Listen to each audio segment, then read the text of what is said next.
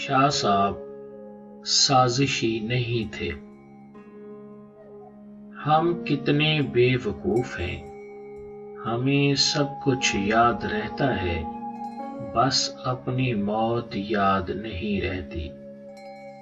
کچھ دن پہلے supreme court of Pakistan میں پاناما کیس کی سماعت کے بعد میڈیا سے گفتگو کرتے ہوئے ایک وزیر صاحب نے کہا کہ عمران خان کی طرف سے وزیر اعظم نواز شریف کے خلاف ویسی ہی سازش کی جا رہی ہے جیسی پرویز مشرف اور سابق چیف جسٹس سجاد علی شاہ نے کی تھی۔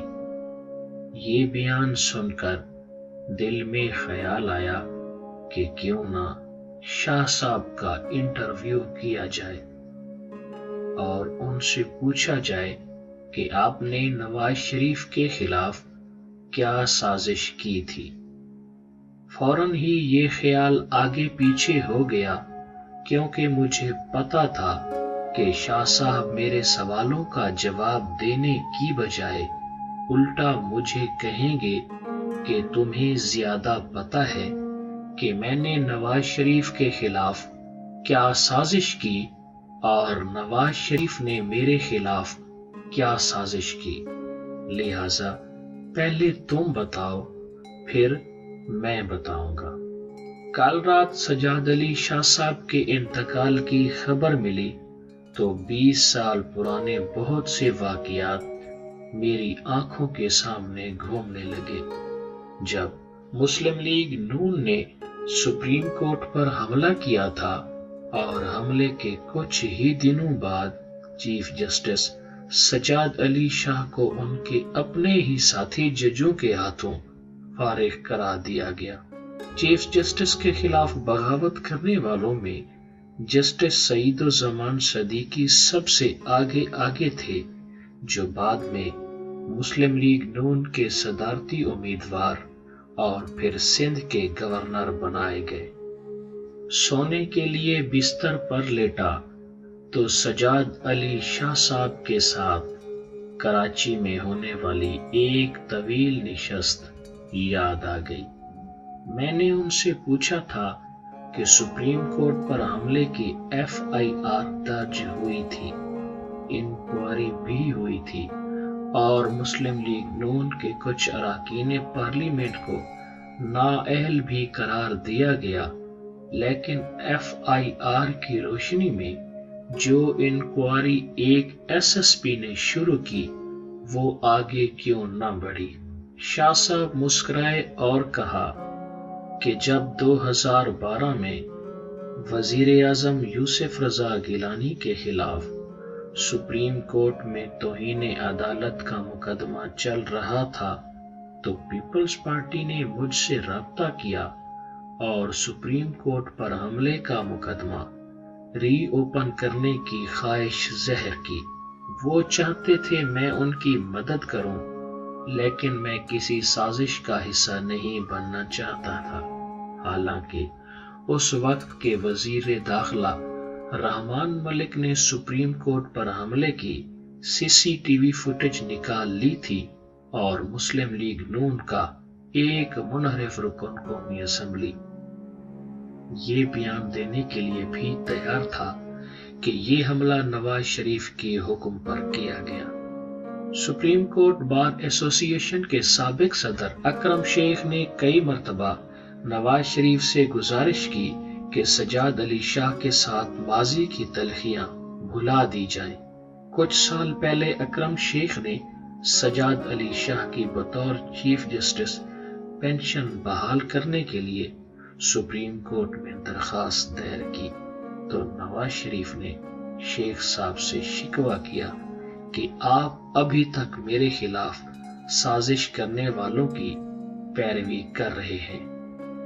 شیخ صاحب نے جواباً عرض کیا تھا کہ سجاد علی شاہ صاحب نے توہین عدالت کے الزام میں آپ کو سپریم کورٹ میں طلب کرنے کی گستاخی ضرور کی تھی، لیکن آپ کے خلاف کوئی سازش نہیں کی تھی۔ سابق چیف جسٹس سجاد علی شاہ صاحب اس دنیا میں نہیں رہے اور ایک دن ہم سب نے بھی یہ دنیا چھوڑ دینی ہے۔ ہم دنیا چھوڑ دیں گے لیکن ہمارا جھوٹ ہمیں نہیں چھوڑے گا۔ میں بہت گناہگار بندہ ہوں۔ شاہ صاحب کے بارے میں کچھ حقائق ریکارڈ پر لانا چاہتا ہوں۔ میری ان کے ساتھ کوئی ذاتی نیاز مندی نہیں تھی جب وہ چیف جسٹس تھے، تو میں نے کئی مرتبہ ان پر تنقید کی۔ 1993 میں سپریم کورٹ نے نواز شریف کی حکومت بحال کی تو جسٹس سجاد علی شاہ نے اپنے اختلافی فیصلے میں لکھا کہ سندھی وزیر اعظم کی حکومت بحال نہیں کی گئی اور پنجابی وزیر اعظم کی حکومت بحال کر دی گئی۔ کچھ عرصے بعد بے نظیر بھٹو وزیر اعظم بن گئیں تو انہوں نے 1994 میں 3 سینئر ججوں کو نظر انداز کر کے سجاد علی شاہ کو چیف جسٹس بنا دیا۔ بے نظیر حکومت کا خیال تھا کہ اب اپنا چیف جسٹس آ گیا ہے تو عدلیہ ہماری غلامی کرے گی، لیکن ایسا نہ ہوا۔ سجاد علی شاہ نے اعلیٰ عدلیہ میں اڈھاک تقرریوں اور کچھ دیگر معاملات پر مزاحمت کی۔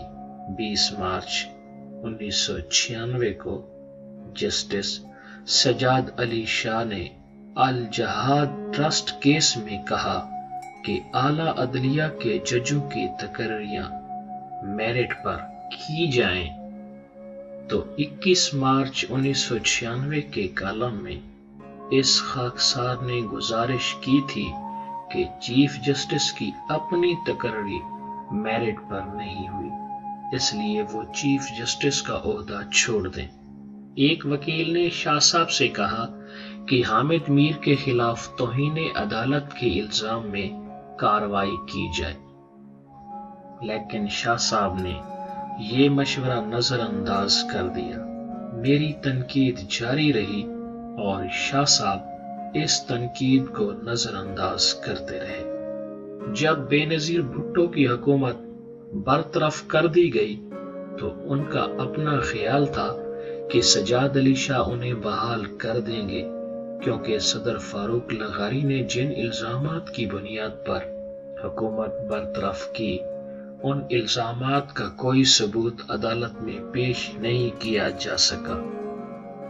میں نے ایک کالم لکھا کہ بے نظیر حکومت بحال نہیں ہوگی اور کالم کا عنوان تھا یہ نہ تھی ہماری قسمت کہ وصال انصاف ہوتا۔ حکومت بحال نہیں ہوئی اور نواز شریف نئے انتخابات میں 2/3 اکثریت سے کامیاب ہو گئے۔ وزیر اعظم بن کر انہوں نے کرپشن کے خلاف مہم چلانے کے نام پر سرکاری افسران کو بغیر انکوائری سر عام ہتھ کڑیاں لگوانی شروع کر دی۔ چیف جسٹس سجاد علی شاہ نے ان سرکاری افسران کو رہا کرنے کے احکامات صادر کرنے شروع کر دیے۔ وہ نواز شریف جو بطور اپوزیشن لیڈر شاہ صاحب کے بڑے مداح تھے اور قومی اسمبلی میں 20 مارچ 1996 کے عدالتی فیصلے کے حق میں تقریر کر چکے تھے، انہیں شاہ صاحب سازشی نظر آنے لگے۔ محاذ آرائی اتنی بڑھی کہ چیف جسٹس نے پارلیمنٹ کی کچھ آئینی ترامیم کو مسترد کر دیا، جس پر میں نے چیف جسٹس کے فیصلے پر تنقید کی۔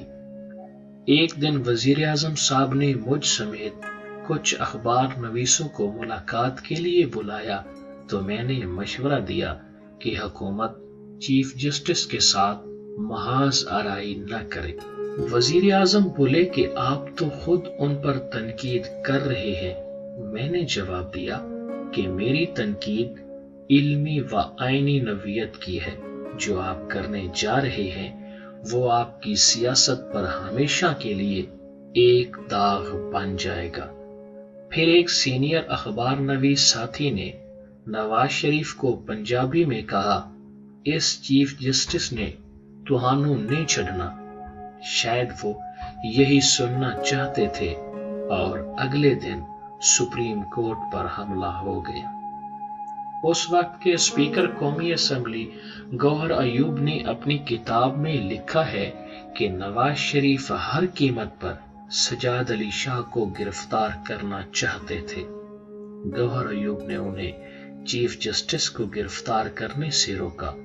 24 نومبر 1997 کو چیف جسٹس سجاد علی شاہ نے اصغر خان کی درخواست پر ISI کا سیکرٹ فنڈ سیاستدانوں میں تقسیم کرنے کے مقدمے کی سماعت شروع کی۔ 27 نومبر کو سپریم کورٹ پر حملہ ہو گیا۔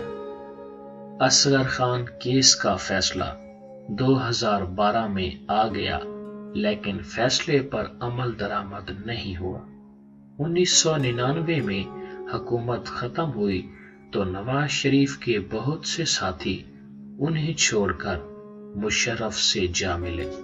انہوں نے اپنی کتابوں میں لکھا کہ ظالم نواز شریف ملک کے چیف جسٹس کو گرفتار کرنا چاہتے تھے۔ پھر یہ کتابیں لکھنے والے واپس مظلوم نواز شریف سے آ ملے۔